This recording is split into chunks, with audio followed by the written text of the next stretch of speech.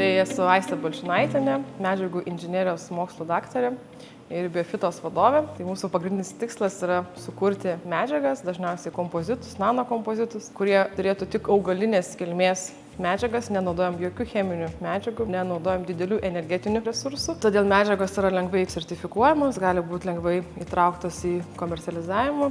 Ir vienas iš dar pagrindinių tikslų tai sumažinti antibiotikų vartojimą. Tai bandome iš augalinės kilmės medžiagų išekstrahuoti tam tikrus junginius, po to juos pritaikyti žaliai nanodalelių sintezei. Tas nanodaleles toliau stabilizuoti ant kažkokių nešėjų, kad būtų žmogui lengva naudoti, kad būtų jas saugu naudoti ir tokiu būdu sumažiname antibiotikus bei sugebame suvaldyti bakterijas, kurios jau yra atsparios antibiotikams. Tai mūsų komanda yra sukūrus vaikams čiulptuką, kuris yra prisotintas vaistinės kilmės medžiagų augalinių tam tikrų junginių, kurie iš čiulptuko lėtai difunduoja į burnytę, padengia plėvelę. Sugebėjome tai padaryti, kad tos medžiagos net ir mūsų imuninę sistemą pastiprintų. Tai taip pat turime vieną naują produktą, kur iš natūralių, atsinaujinančių, sveikatai palankių polimerų sukūrėme nanodangas vaisiams ir daržovėms apsaugoti, nes įsivaizduokit, net 45% visų užaugintų vaisių ir daržovių yra išmetami dėl jų gedimo. Vaisius arba daržovė apipurškiami ir jisai gali stovėti mažiausiai dvigubai negu parduotuvėse, nenaudojam jokių cheminių elementų ir tai yra visiškai valgomos tos nanodangos mūsų.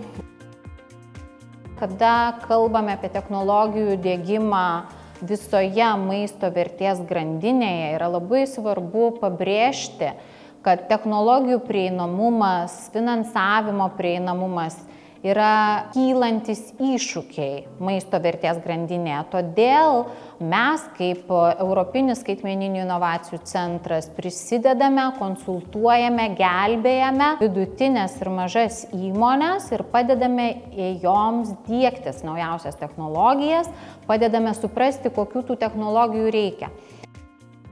Taip pat bendradarbiavame ir su verslu, tiekiame jiems konsultacijos paslaugas, sprendžiame jų problemas, tokias kaip disperguojamumas tam tikrų medžiagų, tam tikrų elementų ar tai net pigmentų. Taip pat analizuojame medžiagas, taip pat padedame išsiaiškinti gautus tyrimų rezultatus, nes kartais, kai gauni ten didžiausias diagramas, jos tiesiog yra tamsus miškas verslo, tai mes būtent padedam šitas problemas išspręsti. Dirbant su skaitmeninimu yra labai svarbu taip pat pabrėžti, kad nuolatos privalo būti bendradarbiavimas tarp įvairių sričių. Tai yra tarp mokslo, tarp universitetų, tarp tyrimo institutų, tarp politikos formuotojų, tarp mažo, vidutinio ir didelio verslo. Todėl Europinių skaitmeninių inovacijų centrų vaidmuo čia yra labai didelis.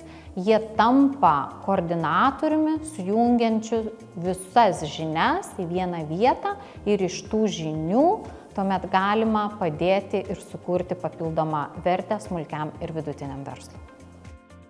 Iš tikrųjų esame visada atviri tiek bendradarbiavimui, tiek rašant kartu europinius ir lietuviškus projektus, nes galim prisidėti ir savo kompetencijom, ir savo mokslu, ir savo turimą infrastruktūrą. Ir be abejonės visą laiką esame atviri ir investuotojams, ir bendriems projektams, bendradarbiavimui, naujų produktų kūrimui ir siekti bendrų tikslų.